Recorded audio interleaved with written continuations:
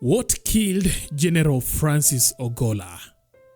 Just days away from the first anniversary of his death, the ghost of General Francis Ogolla refuses to rest quietly in the archives of Kenyan memory.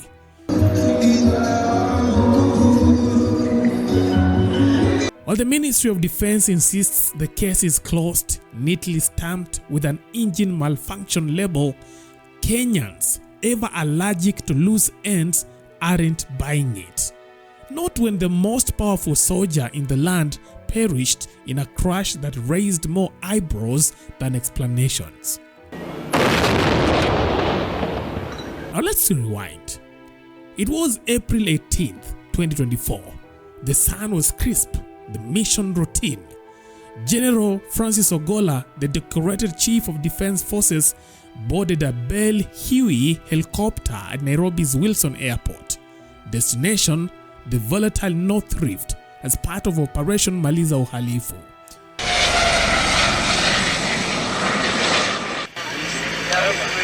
What was meant to be a high-level military oversight tour ended in fire, smoke, and national grief on a farm ironically named Shamba la Amani.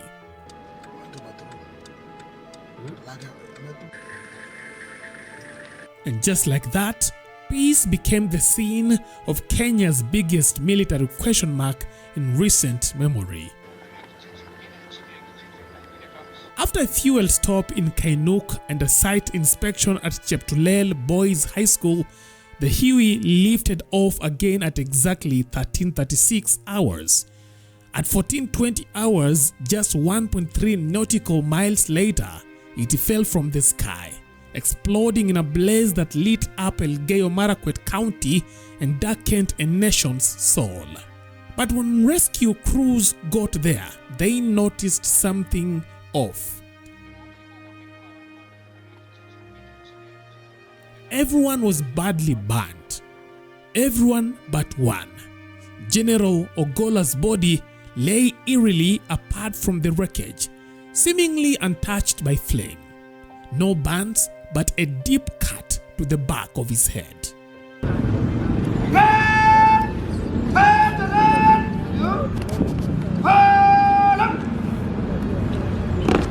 And this is where the script turns from tragedy to thriller.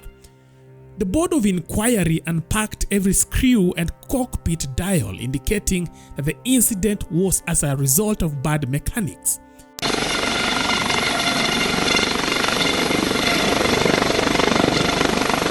Overheating engine, catastrophic failure, end of story. But Kenyans, Twitter detectives, WhatsApp investigators, and that one uncle who knows a guy in the Air Force were already dissecting the silence, and two theories emerged. The first theory was the jump theory. Some claimed that Francis Ogolla, in a split-second decision, leaped from the chopper moments before impact, hitting the ground fatally headfirst. That the cut on his head was as an unfortunate result of gravity, not foul play. The second theory was the push theory, that his team, realizing death was imminent, may have attempted a desperate last-minute maneuver to save their boss, flinging him from the Huey in a selfless act of loyalty, a final salute to their commander, a sacrifice of hope. Now, both theories sound like something out of a Tom Clancy novel, but unlike fiction, this one lacked a satisfying ending because the report never told us what were Ogolla's final words.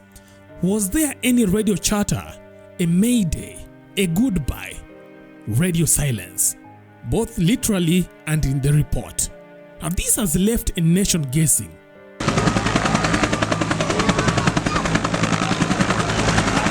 Now let's talk about that Huey helicopter. Now this was a 2016 acquisition, part of a shiny fleet from the US recently overhauled in December 2023. Now cleared in every inspection.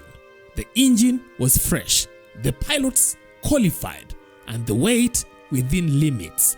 Now the weather was also cooperative. So what failed? Apparently, the measured gas temperature, MGT, spiked beyond 914 degrees centigrade. The engine choked, spun, and plummeted. Open and shut case, say the officials. But here is the most confusing incident. No transcript of the cockpit's last communication was shared with the public. No voice data, no final plea. Just a bang, a yaw, and then silence.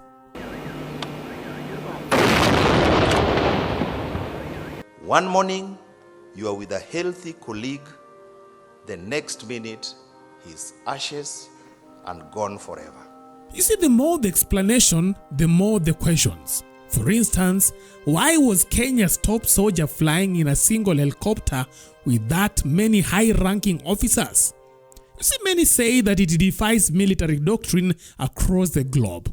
Don't put all your generals in one basket, especially a flying one. Was it carelessness or something more sinister? Was the engine really the villain, or was it the perfect scapegoat? Now, even the Board of Inquiry's meticulous checklist couldn't smother the unease. The flight plans was filed, maintenance was recent, pilots extremely experienced, the weather spectacular. However, for the engine, that is where all went wrong. The ministry insists the engine was the main problem. It was a malfunction, no sabotage, no foul play. And yet Kenyans are asking, if everything checked out, why did everything go so wrong?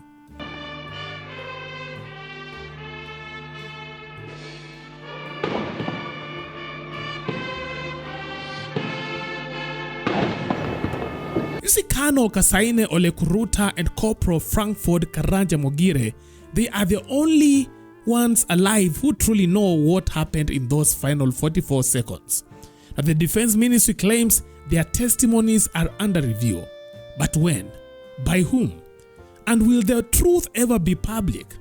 Well, until then, the nation is left with a puzzle missing its most important piece.